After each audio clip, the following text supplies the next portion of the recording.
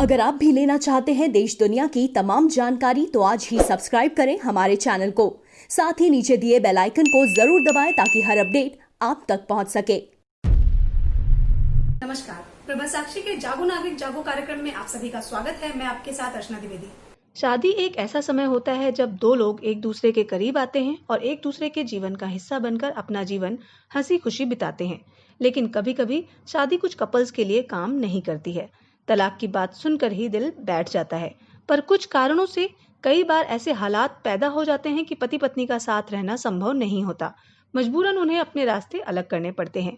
इसके लिए मानसिक के साथ आर्थिक रूप से भी तैयारी करनी चाहिए। आज के इस एपिसोड में हम तलाक से जुड़े कुछ पहलुओं पर बात करने जा रहे हैं। तलाक एक कानूनी कार्रवाई होती है जिसकी मदद से विवाह को खत्म करने के लिए एक व्यक्ति द्वारा शिकायत की आवश्यकता होती है।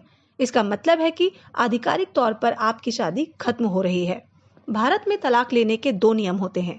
पहला आपसी सहमत से तलाक, दूसरा कंटेस्टेड तलाक।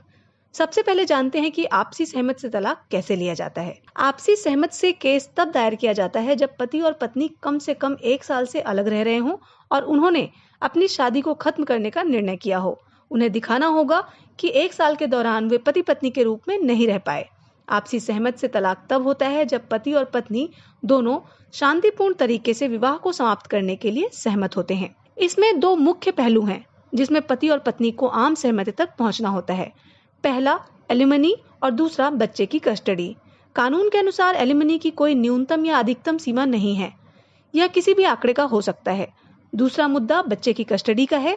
यह संयुक्त या सिर्फ एक व्यक्ति का भी हो सकता है जो पति और पत्नी के निर्णय पर निर्भर करता है। तलाक को एक पारिवारिक न्यायालय या जिला अदालत में दायर किया जाना चाहिए। हिंदू विवाह की धारा 13B के तहत आपसी सहमति से तलाक दायर किया जाता है। जब इसे अदालत में दायर किया जाता है तो आपसी रिश्ते को सुलझाने के लिए 6 महीने की अवधि दी जाती है। अगर न्यायालय देखता है कि इसे हल करना मुश्किल है तो इस अवधि में छूट दी जाती है। इसके बाद दूसरा प्रस्ताव दायर किया जाता है और अदालत तलाक की पुष्टि देती है। अदालत द्वारा लगभग 18 से 24 महीने में तलाक की अनुमति दी जाती है, लेकिन पति पत्नी इस 18 महीने की अवधि के दौरान तलाक की याचिका को वापस ले सकते हैं और फिर अदालत द्वारा कोई तलाक नहीं दिया जाएगा। तलाक की याचिका एक हलफनामे के रूप में होती है जिसे परिवार द्वारा अदालत में प्रस्तुत किया जाता है।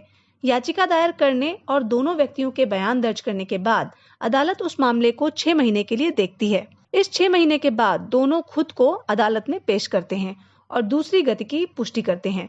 पूरी प्रक्रिया के लिए याचिका दाखिल करने की तारीख के बाद 6 महीने से 1 साल का समय अदालत में फैसला देने से लेकर आपसी सहमति याचिका दायर करने तक लगता है। अब जानते हैं भारत में कंटेस्टेड तलाक की प्रक्रिया क्या है। जैसा कि नाम ही बताता है, आपको तलाक के लिए संघर्ष करना होगा।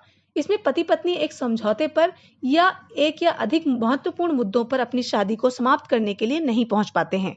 तलाक तब दायर किया जाता है जब पति या पत्नी में से कोई एक अपनी सहमति के बिना तलाक लेने का फैसला करता है। यह तलाक अदालत में वकील की मदद से दायर किया जाता है। अदालत दूसरे को तलाक का नोटिस भेजती है। तलाक के लिए एक वकील को नियुक्त करना होता है जो आपके पक्ष में है और अदालत के सामने आपका प्रतिनिधित्व करता है। भारत में तलाक की अर्जी दाखिल करने के लिए वकील को तलाक की याचिका के साथ कुछ दस्तावेज जमा करने होते हैं, जैसे आयकर विवरण, जीवन साथी का विवरण प्रमाण, उसके व्यवसायों का विवरण, संपत्ति का स्वामित्व। एक बार जब आपकी तलाक की याचिका अदालत में दायर की जाती है तो न्यायालय में पति या पत्नी की याचिका पर सुनवाई होती है।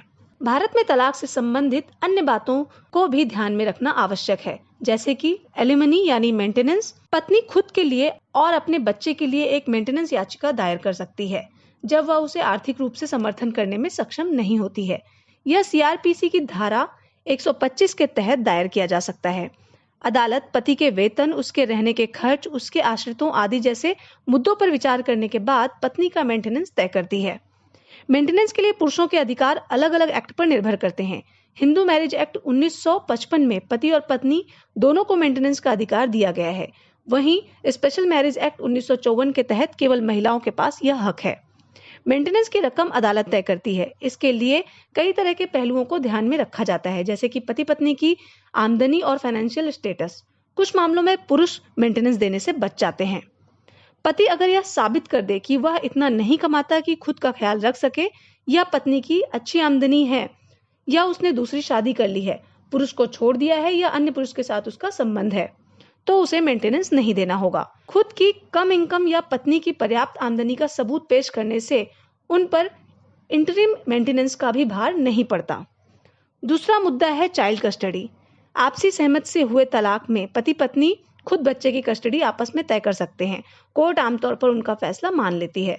सहमति के बिना शुरू हुए केस में पुरुषों का बच्चे पर कस्टडी पर बराबर अधिकार होता है, भले ही कोर्ट ने पहले मां के पक्ष में फैसला सुनाया हो या उन्हें पूरी कस्टडी सौंपी हो। कुछ समय से अदालतों ने बच्चे की भलाई को ध्यान में रखते हुए उसका ख्याल रखने में अधिक सक्षम पेरेंट को कस्टडी सौंपना शुरू कर दिया है। साथ ही खरीदी गई संपत्ति का बंटवारा वकील की मदद से किया जा सकता है। यदि घरेलू हिंसा के मामले में तलाक की याचिका दायर की जाती है तो पत्नी पति के खिलाफ आपराधिक मामला भी दर्ज करा सकती है।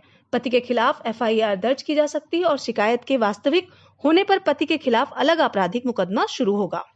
भारत में विभिन्न धर्मों के लिए तलाक के कानून अलग अलग हैं।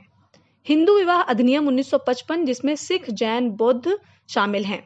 ईसाइयों के लिए तलाक अधिनियम 1869 और भारतीय ईसाई विवाह अधिनियम 1872 है। मुस्लिमों के लिए तलाक की प्रक्रिया डिवोर्स ऑफ डिवीवर्स और the dissolving of marriage act 1939 और मुस्लिम महिला अधिनियम 1986 द्वारा नियंत्रित है। साथ ही अब 3 तलाक कानून भी पारित किया जा चुका है। पारसियों के लिए पारसी विवाह और तलाक अधिनियम 1936 है। अन्य सभी धर्मों और सामान्य मुद्दों के लिए विशेष विवाह अधिनियम 1954 का पालन किया जाता है। तलाक के मामले में महिला की पुरुष की आवासीय संपत्ति में 50% हिस्सेदारी होगी। पत्नी को ऐसे मामलों में अपना हिस्सा लेने के लिए पहला कदम उठाना होगा। महिलाओं और बच्चों के पास पति की अन्य संपत्ति में अधिकार होंगे। यह अदालत द्वारा तय किया गया है। इसमें कोई अंतर नहीं पड़ता कि संपत्ति शादी से पहले या बाद में व्यक्ति द्वारा खरीदी गई थी। तलाक अभी भी हमारे समाज में अच्छा नहीं माना जाता है, इसलिए कोई भी रिश्ते को समाप्त नहीं करना चाहता है। लेकिन अगर यह 2 लोगों की खुशी का कारण बनता है जो रिश्ते में नहीं रहना चाहते हैं, तो निश्चित रूप से उन्हें तलाक के लिए जाना चाहिए। उन्हें एक मौका दिया जाना चाहिए कि अपनी मर्जी के अनुसार प्यार कर सकें और अपना जीवन जी सकें। उम्मीद है आपको वीडियो पसंद आया होगा। अगले सप्ताह फिर से मुलाकात होगी। तब तक के लिए धन्यवाद।